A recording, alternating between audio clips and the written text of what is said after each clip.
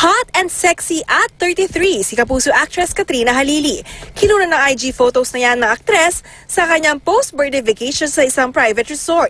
Para kay Kat, confidence is the key para ma-project ang kaseksihan. Maging confident ka na maganda ka, na sexy ka, ikaw mismo dapat maniwala sa sarili mo. I-share pa nga niya ang behind the scene kung paano na-achieve ang sexy photos. Thankful si Kat sa pagmamahal na natanggap niya sa kanyang kaarawan noong nakaraang linggo. Bukod dyan, very proud din siya sa success ng pinagbidahan niyang episode ng Magpakailanman na pinamagatang Mahal Ko, Asawa ng Ama Ko. Speaking of sexy, hindi pa rin papakabog si Jasmine Curtis Smith. Simple yet chic ang nude bikini na suot niya habang nakabakasyon sa Victoria sa Australia. Doon nagpalipas ng holiday season si Jazz. At nag-side trip na rin siya sa isang music festival. Kakapasok pa lang ng taon, summer ready na agad si Starstruck alumna Lizelle Lopez.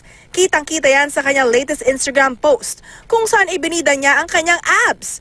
Gumaganap ngayon bilang si Wendy ng Kapuso drama serye ng Onanay si Lizelle. Katatibayan, updated sa Showbiz Happenings.